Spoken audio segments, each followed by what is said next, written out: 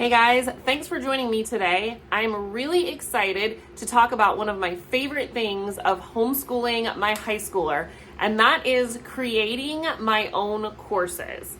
So if you are here for all the homeschool content, please make sure that you like this video, subscribe to our channel so that we know what to give you guys in upcoming videos, and let's dive right in.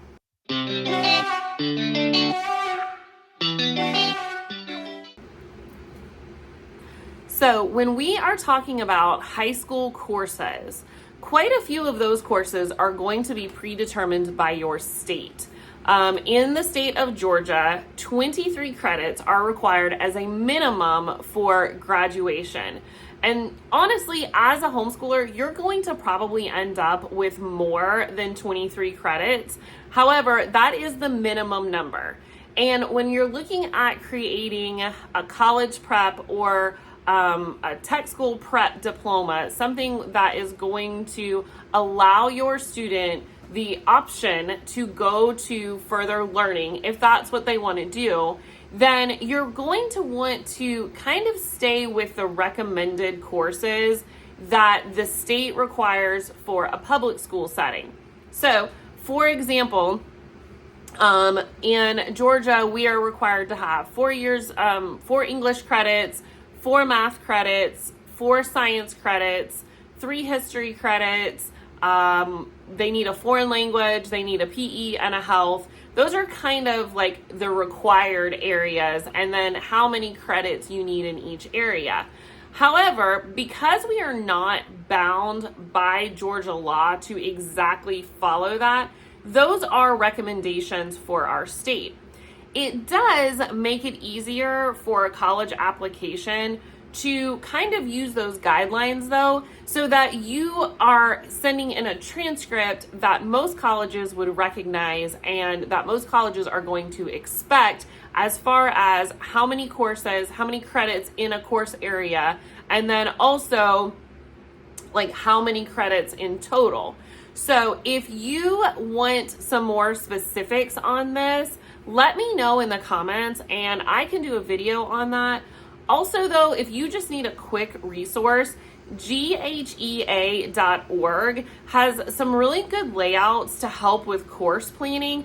I used this resource when I was trying to kind of map out what courses Logan was going to do, and then also kind of like what year he was going to do them in, so that I could kind of plan like when did we need curriculum and also make sure that there weren't any holes. But again, let me know if you want to do a video. I'll do a walkthrough of that with you guys, because I'm here to help you guys plan. So once you've mapped out those core academic courses, whether you do it year by year or whether you do it for the full 4-year span, the blanks that you have left are then to be filled in with electives. So technically any non-academic course can be an elective. Some examples of what we have done for electives so far are PE and health. Those are required, but they do count as an elective because they're non-academic.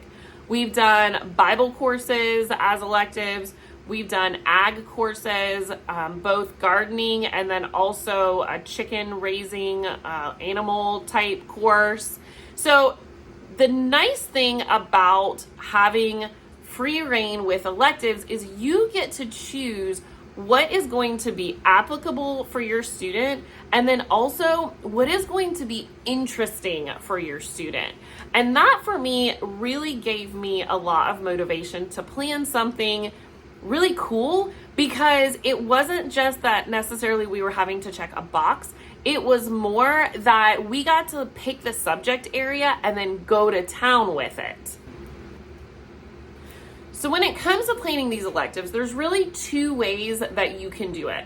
You can either do like a prepackaged curriculum, and that's what we chose to do for something like health, because my family's pretty healthy. We have a small hobby farm. My kids eat vegetables and whole foods, and we try to limit processed stuff, and they exercise, whether it's with karate classes or they're just outside playing all the time. Logan is starting to get interested in weightlifting and body composition. So for health, I went the easier route. I found a curriculum that was pretty comprehensive but minimal time-wise, because you only need half a credit of health. You don't need a full credit for it. And so we just kind of picked something that we could afford and like checked the box. But for our other areas, we really got to get creative. And again, the benefits of choosing and creating your own course for electives is that it gets to be applicable whether it's something that your student is interested in long-term for a career goal or just a really strong hobby, or it also can be something that is applicable to your family life. So for example, when we did an elective of organic gardening, that is something that our family already does. And so instead of reinventing the wheel and creating an extra course, I just had Logan do a deeper dive and start doing the research for me on topics that I was already looking at for our garden and for our homestead and stuff like that. But instead of me doing the research and then telling my kids, hey, this is what we're gonna do, I would pose the problem to him and have him do the research, and that became a course for us. Another benefit to creating your own courses is that you can be really flexible with the materials, and most often these courses can be created completely for free. So there are two components, I think, for a well-rounded course. There is a bookwork component, and then there is a fieldwork component. Now, of course, this may differ depending on what your topic is. But so far, for all of the courses that I have created for Logan, this is how I divided my courses. So for the bookwork side of it, this is where a majority of my grades came from, as far as what I needed, like pen and paper type things for Logan, for a report card for a transcript. And so what I chose to do, and I'm going to use our ag course as an example here. So what I chose to do was I found a variety of books. Some of these I already had from my own research and my own study. Other things I found were books at the library, just, like how-to books or informational books. I also chose a variety of blogs. A lot of the blogs were people that I already follow who I felt had good, sound advice. But there were times that I would post questions where Logan would have to go and do research on his own. I just made sure with any research project that he had at least 2 to 3 different sources, because there is such a difference of opinion on the internet when it comes to organic gardening and regenerative practices. Just gardening in general. Like, there's a ton of different options out there. So what I would do is I would either pose a question that he had to then research, whether it was from like books I gave him or blog articles that I would give him, or he had to do free research on his own, or I would give him like a certain article or chapter in a book, and he would have to do a summary of it. So this gave me some easy kind of a paper trail for grades, as far as these are the topics we covered. This is the writing. I would grade them both for content, and I typically also graded them as far as like a writing grade. You don't have to do that. Again, you can decide. If it was a topic where I needed him to like list steps that we needed to take to solve the problem, I usually just graded that for content. I didn't grade it for grammar and sentence structure and stuff like that. But if it was more of like a summary and I needed him to actually write a paper, or it was an opinion paper, then I typically would go ahead and do some part of it as a writing grade.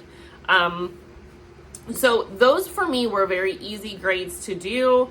And I got to pick, of course, what he learned about. If we were struggling with tomato worms in the garden, then that would be the topic of the next week's paper, because I'm trying to problem solve, but I also wanted to give him a buy-in to what we were doing. And so giving him the option to do the research on how to prevent, get rid of, whatever, these tomato worms. He took some ownership in it, and it was really cool to see, but also because I had a paper, I had an easy grade. For the other part of the course, I chose to do a fieldwork aspect of it. This is where he had the opportunity to put his plans and his knowledge into action. It also allowed us to log hours, because you remember we need 60 hours for half of a credit. You need 120 hours for a whole credit in any course. This was also a chance for him to use application of what he had researched, because I wanted him to not just have the theoretical knowledge. I wanted him to have a real world application to what we were learning about. That is another thing I love about homeschooling, is so many of the things that I learned about in school growing up, they were theoretical knowledge. They weren't practical application type things. For example, I didn't learn about taxes or mortgages or anything like that. Instead, I learned about parallelograms, and I have used them 0 times in my life, whereas taxes and mortgages, I've had to learn on my own. So that practical application portion of a course to me is always very important, especially if it's a course that I'm choosing and I have full control over. Like, let's make it mean something, you know? So what I did for this portion is I just created a very simple table, and it simply had the date, it had the the activity that was done, and then the time that the activity took. So for example, if he was out in the garden staking tomatoes one day, he would just give me a general time. How long were you out there doing that? What that allowed me to do was twofold. One, I had, again, a trail of what we did, what he was working on as far as a project goes, and I was able to log time that way. But because coursework also takes time, like the bookwork side of it, it also gave me a better idea of how much time did we have left, or how much time did we still need to get to either that 60 or 120 hour mark. Planting seeds and starting seeds under our grow lights, helping to weed, helping to put wood chips out. We expanded our garden the year that he did this course, and so building new beds and building a compost pile and stuff like that, that all worked for his field work. And so just by keeping a simple log, I had like a hard copy of all the things we did that were time-based and activity-based versus grade-based. Some of those activities I did grade, because some of them were, could you follow directions? For example, one of his activities was he had to research how to build a compost pile, the ratios of greens to browns, and the temperature it needs to get to be considered a hot compost pile and stuff like that. And then he had to actually build one. And so we got some old pallets and built like this 3-sided kind of bin. We lined the bottom so to kind of help with the weeds and stuff. And he had to do all of this. I documented it by taking pictures, and I kind of did like a little scrapbook, paste and comment thing for him. But also we documented it in his fieldwork book, or his fieldwork log, so that it was easy for me to go, oh yes, this took him 6 hours. We're 6 hours closer to meeting one of those 2 time goals. So now that we've gone through the basics of creating your own course, drop a book emoji below in the comments if you think that you might be getting a little bit inspired to start your own electives course. If you're not quite there yet, it's okay. I did want to go over a couple other things. So the nice thing about fieldwork is that you can choose to grade on fieldwork or not. Grades can be a little more subjective here, I guess, because you're basically grading completion of a project or effort put into it.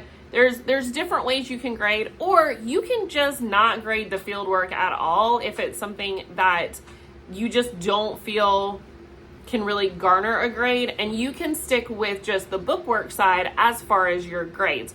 There's no rule or requirement that fieldwork has to be graded. For us, there were grades sometimes, but for the most part, it was more of just getting real life experience and also having the option to put the theories into practice. Another thing to consider is that you may not have the option for fieldwork in a specific area. So, for example, if your student is interested in welding and you live in an area where you cannot find someone who is a welder who would be able to, work with your child, or at least let them come observe them weld, or, kind of get any hands-on time, you may not necessarily have a field work component. And while that is unfortunate, I do know that sometimes it's just kind of what the situation is, depending on where people live and the resources that they have available. You could still do a course on welding, but for you, it would be more of a bookwork course. So you could do, there's tons of reading material on welding, mostly because there's certifications required if you are going to weld professionally. So you could still do the bookwork, you could do blogs, you could do things like that. Your field work may look more like YouTube videos of people welding, and you may have to guide your student with wrong ways to weld, or this kind of weld. There's even different welds. There's MIG welding, there's TIG welding, there's different welds that you could even focus on. But yours may have to be more video based than necessarily real in-person based, depending on where you live. That is another joy of creating your own course, is that you can work around your challenges creatively, and not just say, well, we don't know anybody who welds, so we can't learn about it. I'm so sorry. Nope, there's definitely other ways you can do it. It just might look a little bit out of the box for you. Another great way to document some of your students' work in an elective course is simply to use YouTube itself.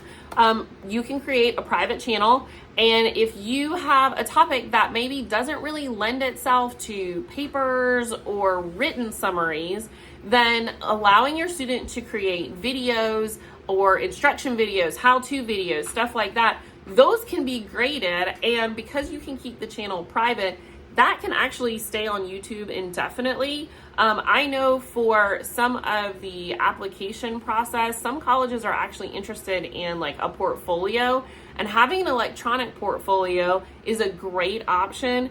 Especially a YouTube channel is a great option because you don't necessarily have to save it on a thumb drive or anything like that. It's just something you can give them the link to, and they can go and look at your students' work for a particular course. I mean, you could even do this overall just as a general portfolio if you wanted, but I think that's probably a video for a different day. Now, all of this to say, I love creating electives. It has been one of my favorite portions of curriculum when it comes to high school. However, there is one thing that I would have done completely different if I had known better all the way back when Logan was in 8th grade. So, if you are planning for your students to take dual enrollment credits through a technical college, do not stress about electives. And I will tell you this from experience. When we started homeschooling in high school, I really thought that all dual enrollment courses were academic. And that is typically true if you are going through a 4-year college. When I started dual enrollment more than 20 years ago, the only option was to do dual enrollment through a 4-year college, and everything was academic. There were no elective options. Times have changed, obviously, and also our route for Logan was different than the route that I took. So by going through a technical school, you can start earlier. He started dual enrollment this past January. He is in 10th grade.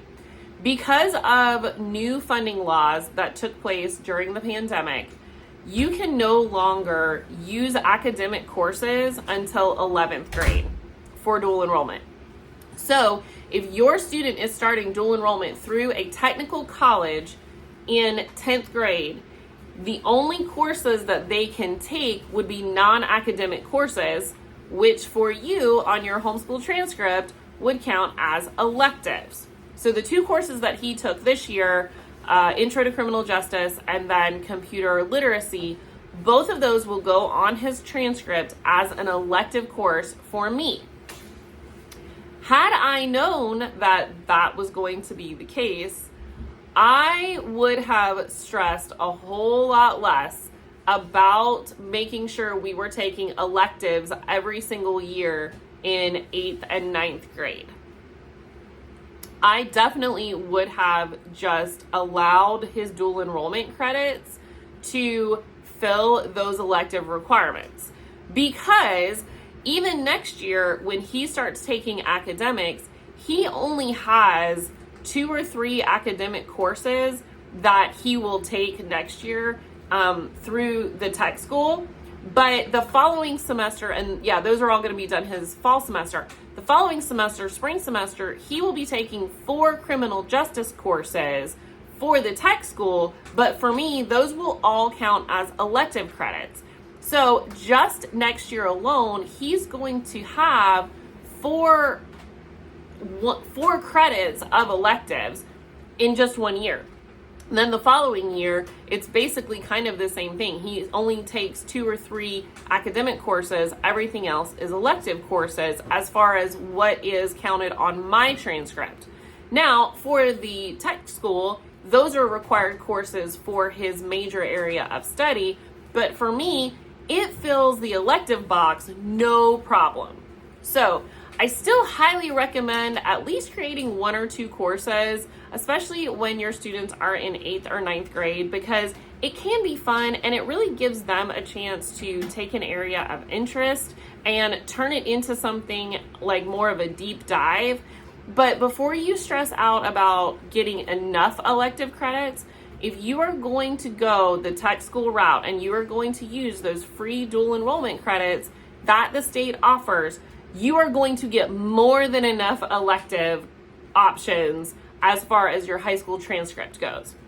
If you're going to a 4-year college, that's going to look a little different for you, because typically through a 4-year college, you don't start until your junior year, and you do a lot more academic things through that 4-year college, through those dual enrollment credits. So this really applies, as far as I know, for sure to a tech school, but for a typical 4-year college, I would still look and get kind of a map of what courses your child will be taking, because there's a good chance you're going to fill some of those credits as well. So I hope this was helpful in giving you kind of an idea of an easy way to create a course, especially something as fun as an elective. I'm so glad you guys joined me today, and I hope to see you soon.